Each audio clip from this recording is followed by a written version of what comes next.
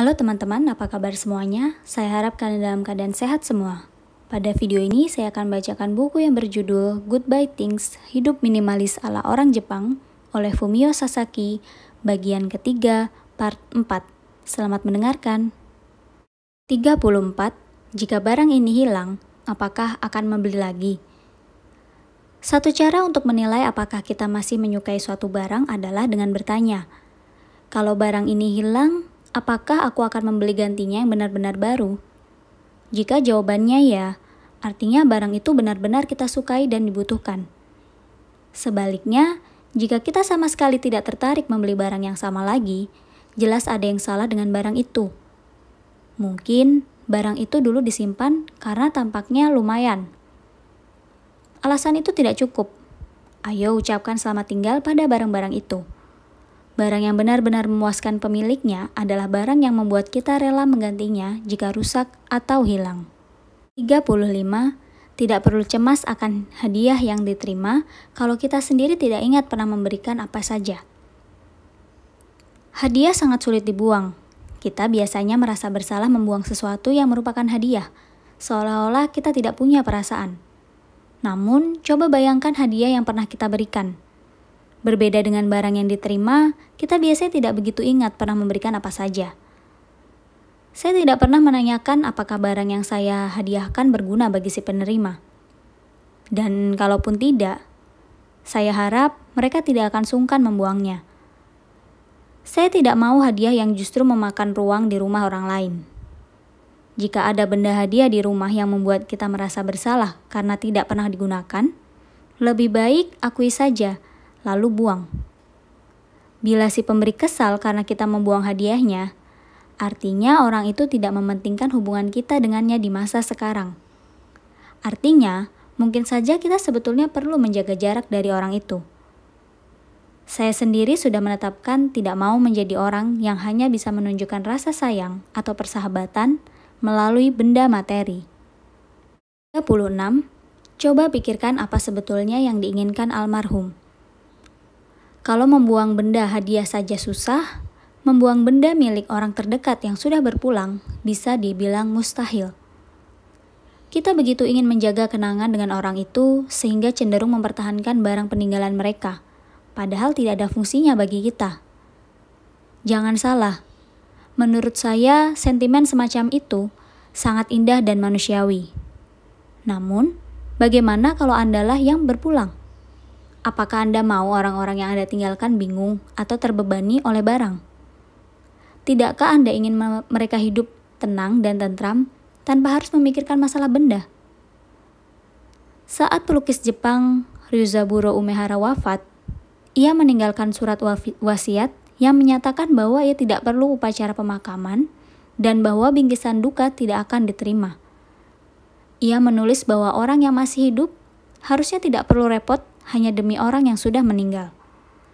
Menurut saya, mencoba mengenang perkataan teman atau kerabat yang sudah wafat atau hal-hal yang mereka pernah lakukan semasa hidup jauh lebih bermakna ketimbang menghabiskan waktu menjaga barang-barang mereka. 37. Membuang memorabilia tidak sama dengan membuang kenangan. Novelis grafis Tatsuya Nakazaki yang terkenal atas karya Jimmy Hen adalah sosok yang sangat menyeluruh dalam hal minimalisme. Dalam bukunya Motonai Otoko, pria yang tidak punya apa-apa, ia menulis, "Saya rasa masa lalu kita tidak ada hubungannya dengan foto, kaset, dan buku harian. Kalaupun foto dan kaset yang penuh kenangan itu dibuang, masa lalu kita masih ada dalam ingatan. Buat saya, membuang barang bukan masalah besar. Hal ini sama sekali bukan berarti kita membuang masa lalu. Jika ada kenangan yang terlupa, kemungkinan kenangan itu memang tidak terlalu penting, dan tidak apa-apa jika tidak muncul di ingatan. Semua kenangan penting yang ada dalam diri, kita akan tetap bertahan secara alami. Kenangan yang bisa diingat tanpa bantuan suatu benda adalah kenangan yang benar-benar penting. Dengan menyingkirkan barang-barang berlebih, kita akan mulai mengingat hal-hal penting dari masa lalu tanpa harus terganggu oleh memorabilia mahal di sekitar kita. 38. Semakin besar barang, semakin banyak benda lain yang terakumulasi. Katakanlah kita menambah ponsel pintar di rumah dari satu benda menjadi 2. Yang perlu disadari adalah, tindakan ini tidak semata-mata menambah jumlah ponsel, tapi juga pelindung ponsel baru, lapisan pelindung layar baru, pengisi baterai baru, pelindung kabel earphone, dan tali baru. Tahu-tahu sudah ada 5 benda baru. Barang memang cenderung membawa barang lain. Itu baru ponsel. Jika kita membeli komputer, benda ekstra yang harus dibeli luar biasa banyak. Meja baru, mesin cetak, mesin pindai, USB, hard drive eksternal, peranti lunak, perlengkapan pembersih komputer, dan lain-lain. Jadi, kita bisa membuang banyak barang sekaligus bila langsung menangani sumber masalahnya. Saat dulu menjual televisi, saya juga melepaskan PS3, hard drive untuk menyimpan data, dan home theater yang tersambung ke televisi.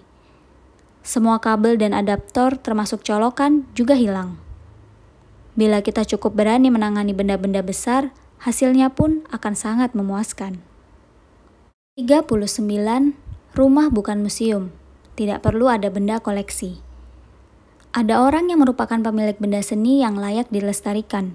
Misalnya Shigeru Kashima, peneliti sastra dan kolektor buku-buku kuno keluaran Prancis, atau Shin Sofu, desainer yang mengkoleksi karya besar Soseki Natsume, Bochan, dalam berbagai edisi cetak.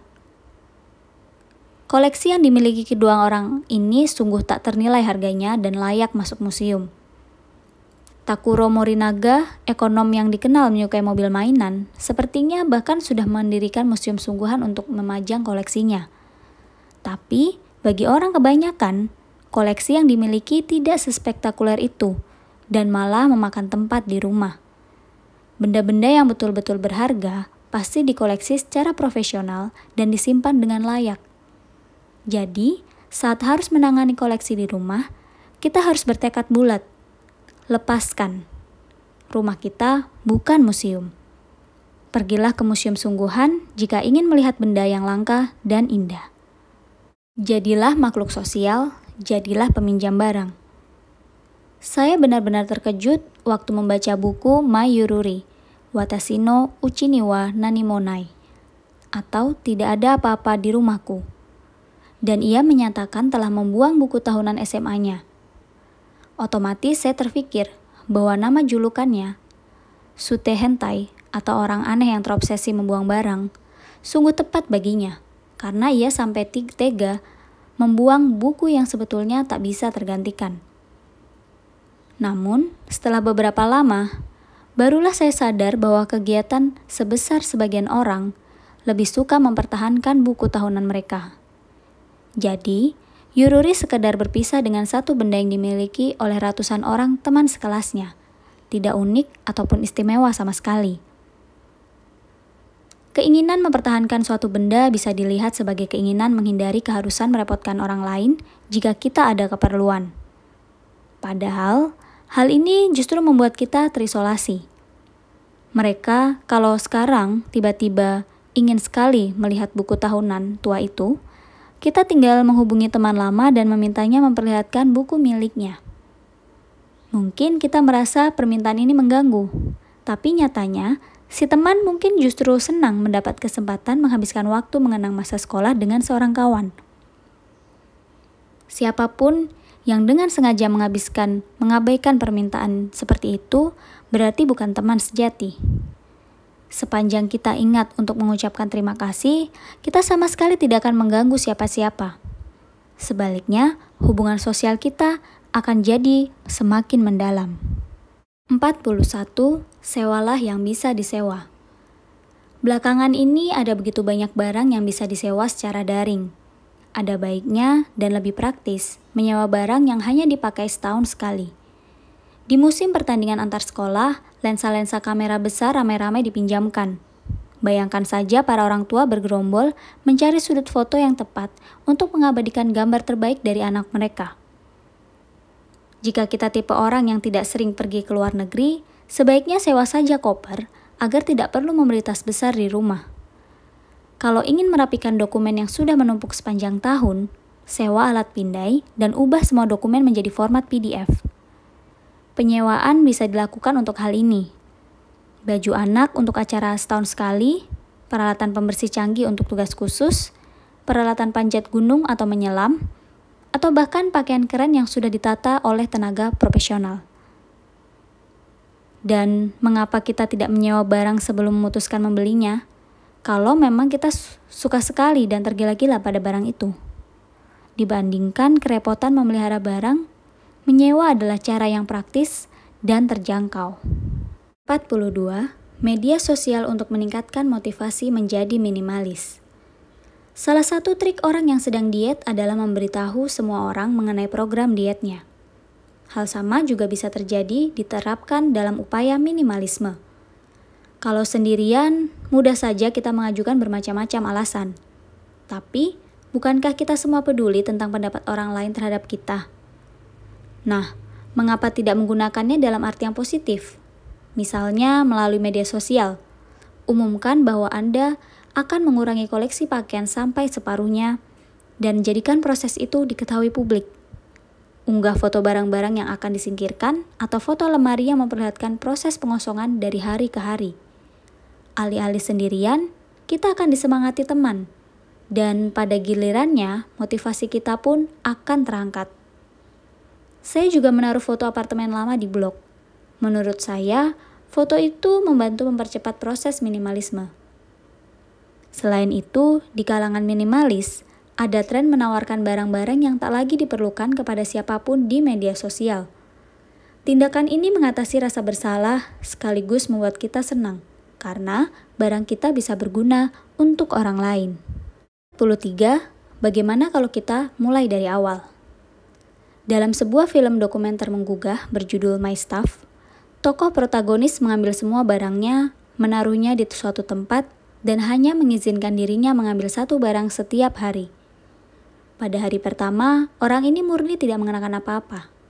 Ia berlari ke tempat penyimpanan itu hanya dengan selembar koran untuk menutupi bagian tubuh pribadinya. Kemudian, ia mengambil sepotong jaket panjang dan tidur di lantai tanpa alas. Film itu adalah eksperimen dengan tujuan memperlihatkan hal yang benar-benar penting. Anda mungkin tidak ingin bertindak sampai se-ekstrim itu. Tapi, bisa membayangkan eksperimen yang sama untuk diri sendiri. Kira-kira barang apa yang paling penting bila Anda diminta memulai hidup tanpa suatu apapun? Bagaimana kalau semua barang Anda dicuri? Bagaimana jika Anda harus pindah rumah minggu depan? Bisa jadi ada begitu banyak barang di rumah bergeletakan tanpa alasan. Bayangkan keadaan ketika Anda harus memulai dari awal. Maka Anda akan bisa melihat barang mana yang betul-betul penting. 44. Ucapkan sampai ketemu sebelum selamat tinggal. Jika ingin membuang sesuatu tapi belum yakin, coba simpan dulu barang itu selama beberapa saat. Ada satu teknik yang sering digunakan pengikut minimalis. Barang-barang yang ingin disingkirkan dikumpulkan lalu ditaruhkan dalam satu kotak atau lemari. Kunci trik ini adalah barang-barang itu harus diletakkan di tempat berbeda dari biasanya. Bahkan, bisa juga barang dimasukkan dalam kantong plastik sampah agar siap dibuang. Meskipun begitu, bukan berarti kita harus langsung melakukannya. Tunggu 1 pekan atau bulan. Lamanya tergantung pada jenis barang. Jika tak ada kendala ketika berkegiatan tanpanya, berarti barang itu sebetulnya tak diperlukan. Bila selama waktu senggang muncul kebutuhan untuk menggunakan barang tersebut, barang itu tak perlu dibuang. Cara ini ibarat mengucapkan sampai ketemu, menciptakan jarak antara kita dan barang, sehingga kita bisa berpikir lebih baik tentang makna barang itu. Lucu ya, ternyata hubungan kita dengan benda bisa menyerupai hubungan kita dengan manusia. Demikianlah bagian 3 part 4 dari buku Goodbye Things oleh Fumio Sasaki. Untuk mendukung penulisnya, jangan lupa untuk membeli buku fisiknya juga ya. Mohon maaf jika masih ada salah pengucapan atau intonasi. Semoga video ini bermanfaat. Terima kasih sudah mendengarkan.